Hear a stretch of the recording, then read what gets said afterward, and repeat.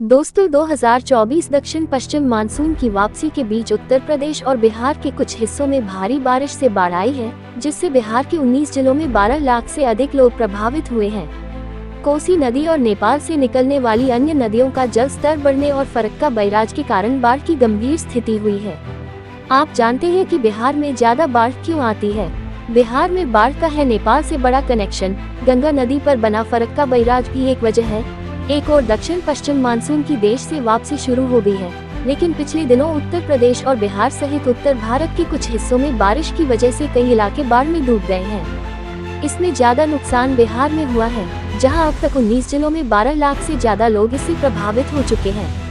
राज्य के सबसे ज्यादा प्रभावित जिलों में पश्चिमी चंपारण, किशनगंज, सारण, अररिया, सहरसा, मधेपुरा, गोपालगंज, शिवहर, सीतामढ़ी, सुपौल, मुजफ्फरपुर, पूर्णिया, मधुबनी, दरभंगा और कटिहार हैं। इसके अलावा उत्तरी बिहार में कुल आबादी का बहुत बड़ा हिस्सा बाढ़ संभावित क्षेत्र में निवास करता है। बिहार राज्य आपदा प्रबंधन प्राधिकरण के अनुसार उत्तरी बिहार की कुल क्षेत्रफल का 73.63% बाढ़ संभावित है।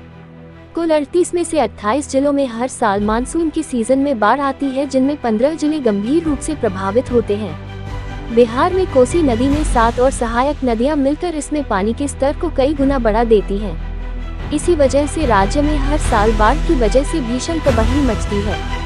इसके अलावा नेपाल से उद्गम वाली कमला बलान, बागमती, गंडक, बूढ़ी गंडक समेत कई और नदियां बिहार में आती हैं। बिहार के कई जिले नेपाल से सटे हुए हैं। इनमें सीतामढ़ी, सुपौल, अररिया, पूर्वी चंपारण, पश्चिमी चंपारण, मधुबनी और किशनगंज शामिल हैं। भारत के अलावा पड़ोसी देश नेपाल भी बाढ़ से बदहाल है।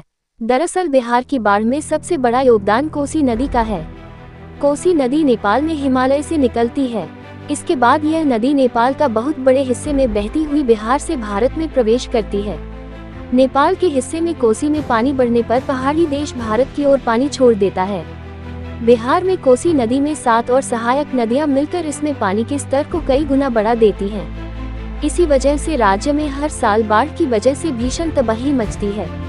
इसके अलावा नेपाल से उद्गम वाली कमला बलान, बागमती, गंडक, बूढ़ी गंडक समेत कई और नदियां बिहार में आती हैं। बिहार के कई जिले नेपाल से सटे हुए हैं। इनमें सीतामढ़ी, सुपौल, अररिया, पूर्वी चंपारण, पश्चिमी चंपारण, मधुबनी और किशनगंज शामिल हैं।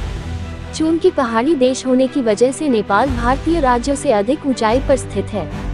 इसकी वजह से यह सारा पानी भारत की ओर आकर तबाही मचाता है।